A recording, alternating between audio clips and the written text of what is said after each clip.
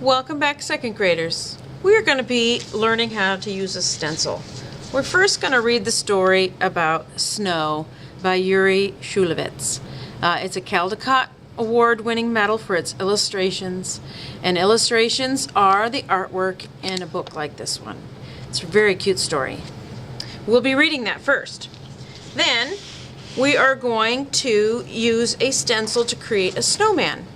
Now, to explain what a stencil is something like this that you would use with ink, that you would print or paint, or even use with drawing. And stencils are kind of an easier way to create multiple shapes multiple times in perhaps a pattern or a design like what we're going to be doing today. Here's an example of a duck.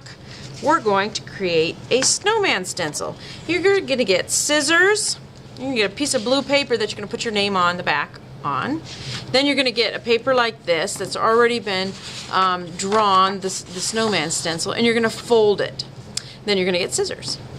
Use your scissors. You're going to fold this in half, and you're just going to cut along this black line.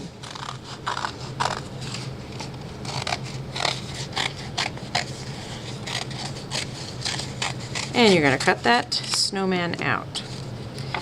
A very symmetrical snowman. Symmetry means that the two sides are the same all throughout. Okay, so it's even on either side of this fold is symmetrical.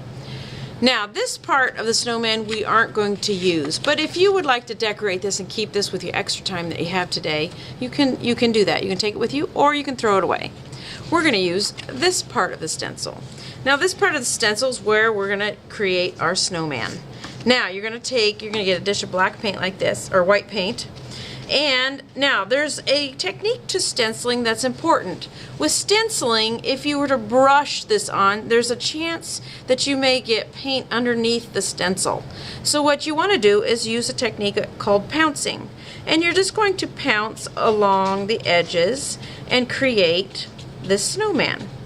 Now, it works out very nicely with this technique, because the snowman kind of ends up looking kind of fluffy. So,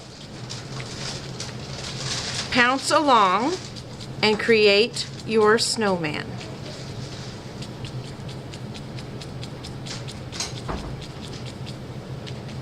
Keep going, add paint.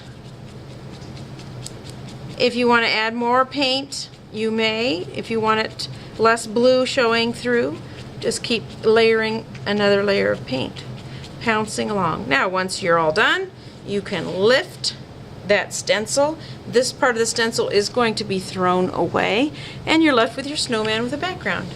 Now, also, you can take your brush and create the snowy ground that this snowman is sitting on.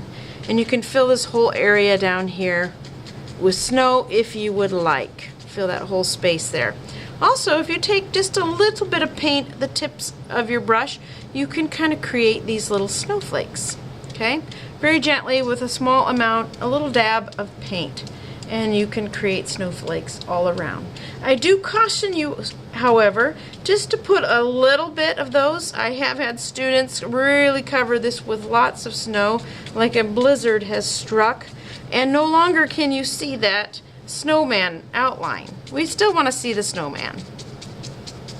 Alright, this is how far we will get today, and this will go on the drying rack with your name on it until we come back next time. They'll be dry, and then we'll use paper, different colors of paper, to create hats and things like this. Now, mine is a traditional snowman, but in other classes, students have created the snowman to look like a football player or a cheerleader or any sort of character. So you be thinking about that until the next time you come back, and we will create a snowman of your kind, however you'd like to make it, the next time you come.